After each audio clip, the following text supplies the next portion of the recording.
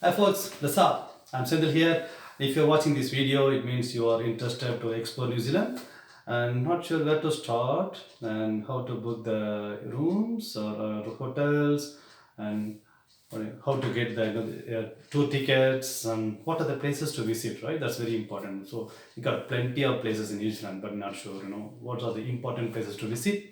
So probably the purpose of this video is to show you my itinerary, right? So how long does it take to visit the entire New Zealand? And probably if you have 10 days, then you know where to focus. Probably if you have 30 days, then you know where to focus. So those are the answers. Questions can be answered here. So to start with, I can share my experience, from the southern island. So I decided to start explore from southernmost part of New Zealand, which is Southland. So Southland is situated in the southern island. Yeah. And last year I visited there. I spent almost 10 days and it was good. And so what I'm going to do, I'm going to share my itinerary, which is how long does it take to visit, what are the important places to visit, what are the optional places to visit, and cost as well as how long does it take. Yeah, so those are the information which I'm going to share. I believe these are the information which you will be looking for, and if I missed anything or if you feel you have more clarification, please feel free to ask this in the comment section. Then I will try to answer this ASAP. So that sounds good, I believe. So let's get started. Come. For the North Island and South Island. I don't want to go through the entire list because that's going to take a lot of time. So I want to make the video short and sweet, right? So pause this video and go through the list. And if you have any questions, just let me know. If you really want to find out the specific places, just Google it and you will understand what are the places, line by line. And I'm going to show you my itinerary, which is starting from day one. So what I did, I was traveling from Wellington. I started in from Wellington around 8:35. So I flew to Queenstown, and we were three people, so it cost us $514. So you can understand how much does it cost if you are traveling from Wellington, right? So if you are guys traveling from around the world, so probably you can check the flight ticket by yourself. Hope it is understandable, right? And once I landed in Queenstown, the best part in New Zealand, right, you will be able to rent your car, and which is probably I was from Singapore, so I felt it is cost wise is okay. But if you are traveling from some other parts, maybe you will find it a bit costly. But I find Omega car rental is a bit cheaper, but quality is okay. So for 9 days, they costed like around $493. Okay, so and day one, since I visited earlier, so I chose to I book everything online. So I'm going to share you this all this link. So I booked all this itinerary in advance, so I don't have any issue. So I don't want to go there and then queue in the line and then try to book my ticket, right? So probably not good idea. So the first place I visited is Queenstown Skyline Gondola, and the restaurant, it's really good because it's situated in Queenstown, and once you go into the the places, you will be having a kind of a gondola. It's not actually gondola in Italy, so it's slightly different. It's kind of a winch, I believe, right? It's a winch car, and they will take you to the top of the hill, and which will take around maybe 20 minutes, right? Yeah. And once you go to the hill, then it's going to give you a pleasant view, and you will be having a lunch at the Queenstown Gondola restaurant, which is very nice. So the cost is $150 for two-person, right? So yeah, we want only two persons went there, and I chose kind of a 1 p.m. time slot. There are plenty of time slots, so you can not plenty, maybe fixed like 3 to 4 because it's a lunch, right? So you can choose your favorite time, and yes, I booked through Viator, and I have link, or you can just type viator .co.com or coordinates, you will find it easily. So second thing, Queenstown zipline. I tried to visit, but I really missed it. I couldn't visit. So because the lunch took almost more than 1 hour, so it is not advisable to book the earlier time. Either you book later or you try to have the earlier lunch here. So that's a better advice which I can give. I wasted $190. That's fine. So I booked to TripAdvisor. The another important thing which I really missed again, it's Queenstown Burger. It's a really good place to go. I have planned to visit again. So since I'm living in New Zealand, so I don't have any, so I can visit Queenstown Burger anytime. And yeah, so I stayed in Queenstown 2 nights. So I booked through Airbnb. So Airbnb, Agoda, TripAdvisor, there are many choices. Let's say if you are single and if you really wanted to get a free accommodation, try couch surfing. Okay, that's it. Search couch surfing, then you understand what is couch surfing all about. And you will be able to even get free accommodation. Never know. All right, but I wasted not wasted. I spent $270. Okay, the next day morning, I already booked the Walter Peak Gourmet BBQ lunch, which is okay from Queenstown. There will be a ferry. They will bring you to some kind of a farmhouse, and yeah, I think they have lots of goats, and they will show you some some shows, and based on the goats, and yeah, goat, not goats, right? It's a lamb, yeah, lamb, and then somehow I really don't know how to call. So that's what like there's a show, and then probably there will be a lunch also. So the benefit, not the benefit, you will really enjoy going in the ferry, which will take around 30 minutes, I believe, 30 to 40 minutes, and they will drop you in the same place. So it costs you $250 per two persons. It's really worth to visit. And whoever visited New Zealand, sorry, yeah, New Zealand, and it is really worth to take the jet boat ride, whether it is in Taupo or in Queenstown. It's really must. And Queenstown jet boat is really famous. So since I already enjoyed the kind of a jet boat ride in Taupo, I don't want to waste my money, so I let my friend to enjoy the jet boat ride, which is $155 per person. But it's a must visit. Don't miss it, right? Again, plenty of options in terms of timing. So just book whatever the time convenient to you. So in after spending 2 days in Queenstown, so I plan to visit Taranaki, but before visit Taranaki, I thought of visiting Glenarchy movie location. The Glenarchy movie location, which you might have seen in the Lord of the Rings, right? So that is nearby Queenstown, but it takes around like 2 hours, right? Yeah, well, 2 hours, to visit this place. But it's up to you. So if you really want to visit, I would suggest just wake up early and then visit this place. Then only you can reach Taranaki on the evening time, because it takes lots of time to travel from this place to another place. All right, staying in Taranaki, there are nice places to visit in Taranaki, which I will show you in the next slide. All right, okay. Although I planned Taranaki glowworm caves tour, I thought it's 8 a.m. No, it's 8 p.m. Glowworm, right? Simple, but I forget it. So it's mostly in the night time. I'm not sure whether it is in daytime, maybe, but it's 8 p.m. So I missed it. Taranaki, and from Taranaki, there may be one or two places, but I think this is the important places in the Taranaki. So from Taranaki, I drive into Milford Sound. Milford Sound, you might be heard about Milford Sound. Is a very famous place in nearby Queenstown area, South Island area. Kind of a big lake, and they will bring you from some ferry terminal to many places, and then it's a big place, right? The ferry experience, it was very nice, and sometimes they will bring you to some kind of waterfalls, but you will not get out, probably like you will get a waterfalls experience also. So the entire Milford Sound sightseeing, which is really good, really good. So it's worth traveling from all the way from Queenstown to Milford Sound. Don't miss it.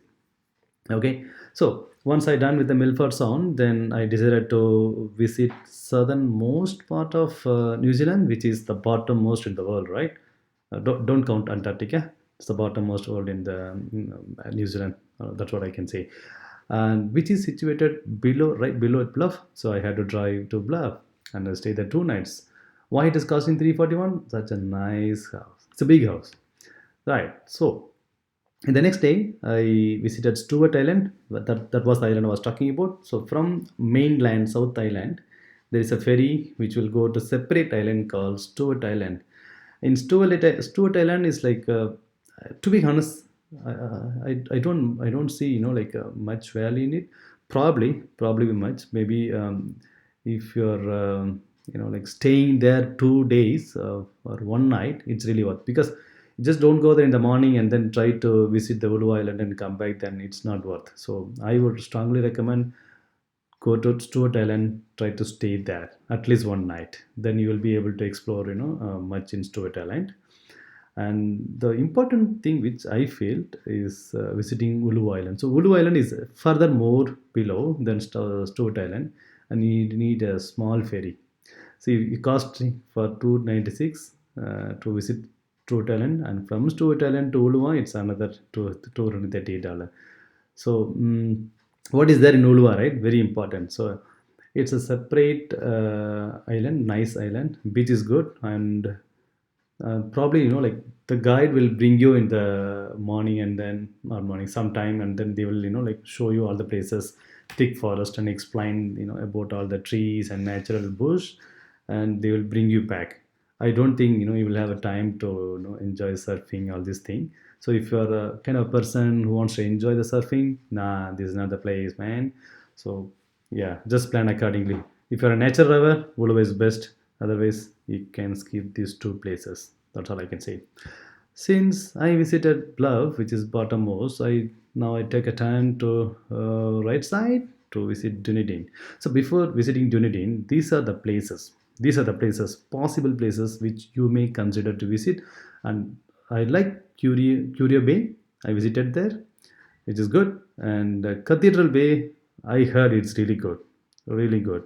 But I'll show you the picture later. The booking time, all this thing, maybe very low in terms of price, cheaper, but there should be like a specific time that you need to visit. So which I really did not understand early, but the once I gone there, then I really I understood.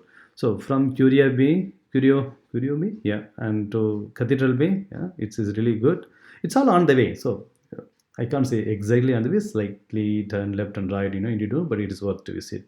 So from Cathedral to Lake Wilkie, not important. If you have time, visit, then it's fine. Oh, I was having so much expectation on Purakoni Falls Walk. Okay, don't visit. It's not a falls. It's a mini falls, mini micro falls. Okay, don't waste your time. If you really don't have anything to do for 2 3 days, just go there. All right. So from the falls, I plan to visit Jack's blowhole. The name looks cool. They say like there's a big hole, blah blah blah. Unfortunately, I didn't have enough time. So the day six, it has to be like day six and day seven. In between, you can stay somewhere. But I really don't know if there are any places to stay in between. So probably you can stay in Dunedin and come back to Jack Blow School, which is possible because nearby. So it's all up to you. I can't say nearby, probably another maybe 70, 100 kilometers something. So I heard it's worth to visit, but I could not visit because it was already late and I don't want to take a risk and traveling. So how to reach there, right? So from the falls, there is a small beach, and one you have to park the car in the beach, and then take some, like many steps, stairs, to visit these places. One guy was a solo traveler, so he visited, but I skipped it. All right. So once you back from Jack's blowhole and Catlin Rivers, optional, I skipped it.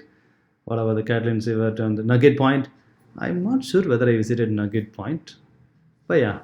But you can consider me. I skipped it.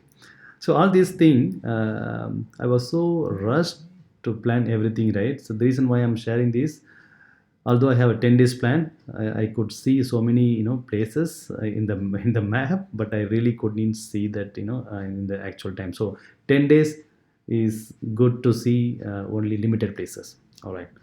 Stayed in Dunedin and cost is tribulon per night. That will be okay. This is good. All right. So Dunedin itself is a lot of places, and Tunnel Beach, Lawrence Castle, historic art and literature. Maybe you can think about it if you are interested. Railway station, cute, very cute, man. And I could take a picture from outside, but yeah, I didn't spend much time. Botanic Garden, yeah, it's okay. Okay, if you have more time, then you can visit Botanic Garden. It's worth to stay 2 nights. So I just stayed only one night, so I could not visit all the places. Yeah, railway station is the one which I visited, right? Okay, so my objective was to visit Lindy's Pass. So from Dunedin, there are two ways to reach Lindy's Pass, right? Either in through Cromwell something, or through other way like Karitani, Moaraki, Boulder. Visit these two places, and once you go this and then followed by this, then you'll be coming from the top and then come to the Lindy's Pass, because Lindy's Pass is a really worth place to visit. But I like wrongly calculated the timing, and I was not feeling well also, so I literally could not make it. But it's really worth to visit. Okay, followed by Lake Havia. I was staying there, so that was a wonderful experience. So either you can stay in Lake Wanaka, or you stay in Lake Hawaii.